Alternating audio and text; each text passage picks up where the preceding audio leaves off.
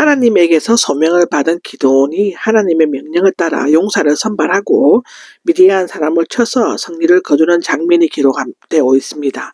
무엇보다도 여기에서는 이 작전의 배후에 기드온의 힘과 능력이 되시고 전쟁에 이기게 해주신 하나님의 은밀함에서도 강한 손길이 강조되고 있습니다.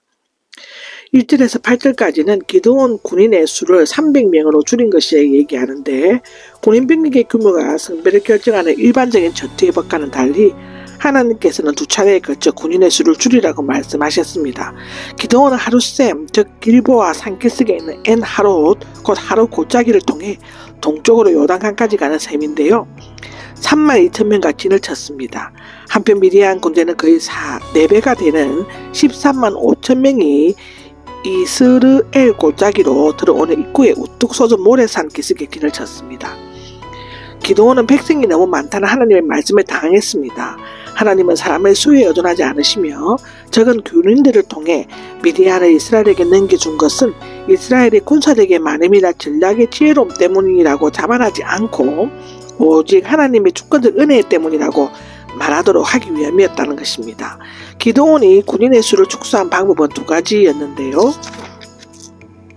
첫째는 두려워 떠는 겁쟁이들, 즉 22,000명을 집으로 돌려보냈습니다. 이것은 신명기의 전쟁 규례를 따른 것으로 전체 군인의 사기 저하를 막기 위한 것이었고, 둘째는 간단한 시험에 불합격한 조짐성 없는 자들 9,700명을 돌려보내고 300명만 남겼습니다. 그 구별 방법은 개가 핥는 것처럼 혀로 물을 핥아 먹느냐 아니면 무릎을 꿇고 물을 마시느냐였는데요. 대체적인 견해는 이것은 조심성 예비를 알아보기 위한 것으로 무릎을 꿇고 마시는 자는 전쟁 시에 적이 뒤에서 칠 수도 있다는 사실을 망각하고 여유 있는 자세로 물을 마시는 자제력이나 조심성이 길러된 사람으로 간주하고, 한편 개와 같이 혀를 핥던 자는 무릎을 꿇고 얼굴을 물에 대지 않고 좌우를 둘러보면서 한 손에는 무기를 잡고 한 손으로 물을 떠서 마시는, 또는 얼른 두 손으로 물을 떠서 마시는 조심성과 자제력이 있는 군인 정신이 투철한 자들이라는 것입니다.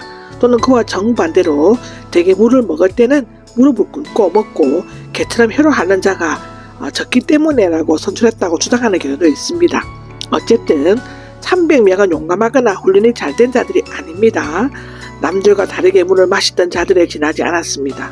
만일 잘 훈련된 용사들만을 뽑았다면 미디안을 쳐부순 것은 그들의 용맹성과 전략성 때문에 승리했다고 말할 수 있습니다. 하나님께서 군인의 수를 줄이도록 명하신 것은 이스라엘이 승리한 것이 이스라엘에 있는 것이 아니라 전적으로 하나님께 있음을 깨닫게 하려는 데 있었던 것입니다.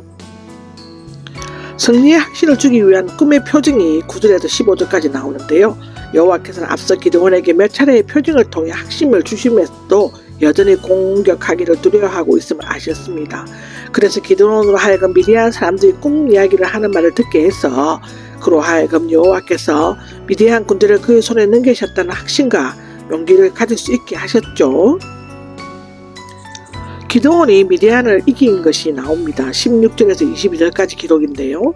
기드온은 그의 부대를 셋으로 나눈 후 각기 뿔나팔과 횃불이 들어있는 빈 항아리를 가지게 했습니다.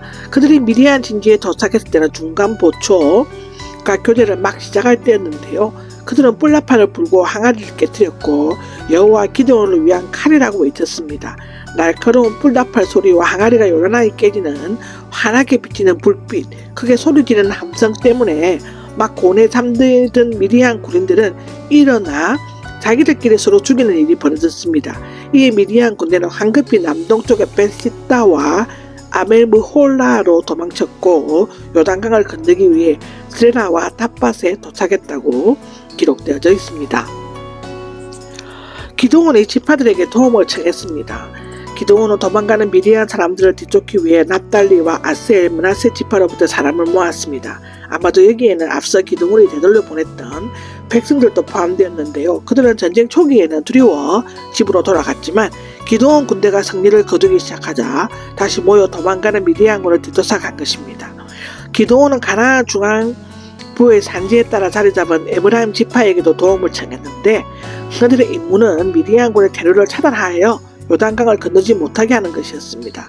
벳바라라는 세례자 요한이 세례를 준 곳으로 요단강 서편지대에 있었다고 합니다. 에브라임 사람들이 오렉과 스앱을 죽였다고 하는데요. 에브라임 사람들은 미디안의 두 우두머리, 즉 지휘관인 오렙, 즉 까마귀라는 뜻이 있고 스웹은 늑대라는 뜻이 있는데, 그들을 사로잡아 각기 오렙 바위와 스웹 포도주를 에서 죽이고 전형적인 근동지방의 군사 관리를 따라 전리품으로 머리를 잘라 기드온에게 보냈다고 합니다. 기드온이 요단강 건너편 즉 동편에 있는 미디안의 패단병을 추국해서 요단강을 건너갔음을 의미하는 것이죠.